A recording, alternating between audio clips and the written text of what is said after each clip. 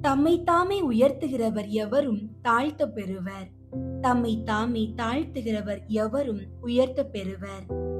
அன்பார்ந்தவர்களே, தாழ்ச்சி நம்மிடம் இருக்கும் அனைத்தும் இறைவனின் கொடை என்பதை உணர்ந்து கொள்வதாகும். ஒரு செடி எவ்வளவு உயரமாக வளர்ந்தாலும் அதன் வேர் மண்ணை நோக்கி தாழ்ந்து இருந்தால்தான் நிலைத்து நிற்கும்.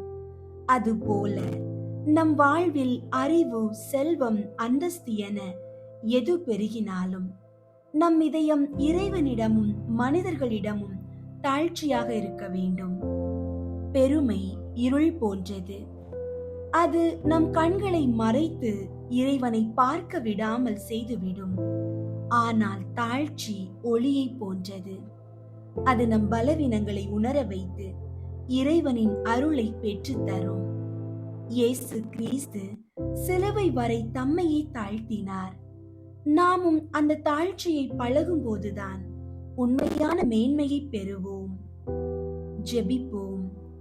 அன்பு இயேசுவே, தாழ்ச்சியின் சிகரமே, இந்த தவ காலத்தில் உம்மிடம் வருகின்றேன். நான் கனிவும் மன தாழ்ச்சியும் உடையவன், என்னிடம் கற்றுக்கொள்ளுங்கள் என்று அழைத்த உமது வார்த்தையை தியானிக்கிறேன். ஆண்டவரே, என்னுள் இருக்கும் அகந்தை, ஆணவம் மற்றும் நான் என்ற சுயநல எண்ணங்களை வேரோடு அகற்றிவிடும். நான் மற்றவர்களை விட உயர்ந்தவன் என்ற எண்ணம் எனக்குள் வராதபடி என்னை காத்தருளும்.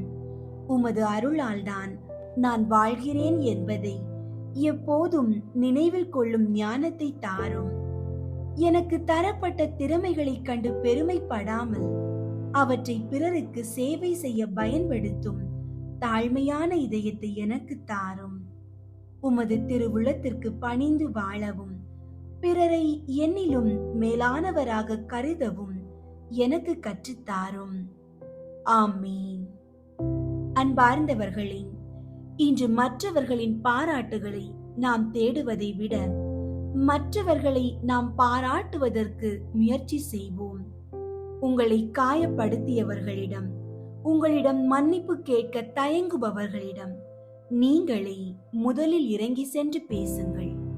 தாழ்ந்து போவதால் நீங்கள் எதையும் இழக்கப் போவதில்லை. மாறாக இறைவனின் பார்வையில் உயருகின்றீர்கள். பணிவு மற்றவர்களை உயர்த்தி பார்த்து மகிழும் ஒரு தெய்வீக பண்பு. இன்று அந்த தாழ்ச்சியான இதயத்தை வரமாக பெறுவோம்.